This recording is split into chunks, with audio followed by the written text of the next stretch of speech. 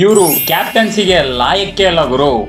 ಏನು ವೇಸ್ಟ್ ತರ ಆಡ್ತಾರೆ ಇವರು. CSK ಟೀಮ್ ಕ್ಯಾಪ್ಟನ್ಗೂ ಲಾಯಕ್ಕೆ ಇಲ್ಲ ಅಂದವರಿಗೆಲ್ಲ ಅವರ ಬ್ಯಾಟಿಂಗ್ ನಲ್ಲಿ ರಿಪ್ಲೈ ಕೊಟ್ಟಿದ್ದಾರೆ ಋತುರಾಜ್ ಗಾಯಕ್ವಾಡ್ ಗುರು. ನಿಮ್ಗೆ ಗೊತ್ತಿರೋ ಹಾಗೆ ಸ್ನೇಹಿತರೆ, ಮೊನ್ನೆ ನಡೆದಿದ್ದ ಈ ಡೊಮೆಸ್ಟಿಕ್ ಟೂರ್ನಮೆಂಟ್ ಅಲ್ಲಿ India A versus Sri Lanka A, ಶ್ರೀಲಂಕಾದಲ್ಲಿ ಮ್ಯಾಚ್ ನಡೀತಲ್ವಾ, ಅಲ್ಲಿ ನೀವು ನೋಡೋಕೆ ಹೋದ್ರೆ ಫಸ್ಟ್ ಆಫ್ ಆಲ್ ಋತುರಾಜ್ ಗಾಯಕ್ವಾಡ್ಗೆ ಸ್ಕ್ವಾಡ್ ಅಲ್ಲೇ ಪ್ಲೇಸ್ ಇದ್ದಿಲ್ಲ. ಇವರು ರಿಯಾನ್ ಪರಾಗ್ಗಿನ ರೀಪ್ಲೇಸ್ಮೆಂಟ್ ಆಗಿ ಬರ್ತಾರೆ ಸ್ಕ್ವಾಡ್ ಅಲ್ಲಿ, ಅಂಡ್ ವೈಸ್ ಕ್ಯಾಪ್ಟನ್ ಸಹ ಆಡ್ತಾರೆ.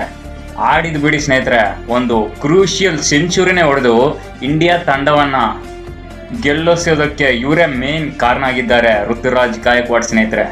ಏನಂದ್ರೆ ಒಂದು ಟ್ರಿಕ್ಕಿ ಪಿಚ್ಚು, ಅದು ನಮ್ಮ ಗ್ರೇಟ್ ಪ್ಲೇಯರ್ಸ್ ಅಂತಹ ವೈಭವ್ ಸೂರ್ಯವಂಶಿ ಅವರು, ಪ್ರಭ್ ಸಿಮ್ರನ್ ಅವರು ಮತ್ತೆ ಪ್ರಿಯಾಂಶ್ ಆರ್ಯ ಅವರು ಬೇಗನೆ ಔಟ್ ಆಗ್ಬಿಡ್ತಾರೆ.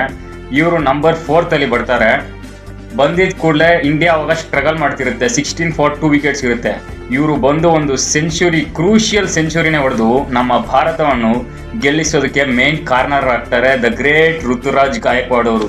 ಮತ್ತೆ ಇನ್ನೊಂದು ಶಾಕಿಂಗ್ ಫ್ಯಾಕ್ಟ್ ಏನಂದ್ರೆ ಸ್ನೇಹಿತರೆ, ಋತುರಾಜ್ ಗಾಯಕ್ವಾಡ್ ಮಾತ್ರನೇ ಬೆಸ್ಟ್ ಬ್ಯಾಟಿಂಗ್ ಆವರೇಜ್ ಅನ್ನು ಪಡೆದಿದ್ದಾರೆ ಲಿಸ್ಟ್ ಎ ಕ್ರಿಕೆಟ್ ಹಿಸ್ಟ್ರಿನಲ್ಲೇ.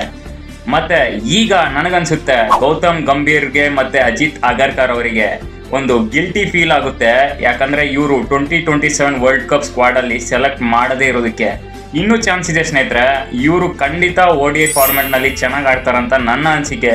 ನಿಮಗೇನನ್ಸುತ್ತೆ ಇವ್ರ ಬಗ್ಗೆ ಅಂತ ಕಮೆಂಟ್ ಮಾಡಿ.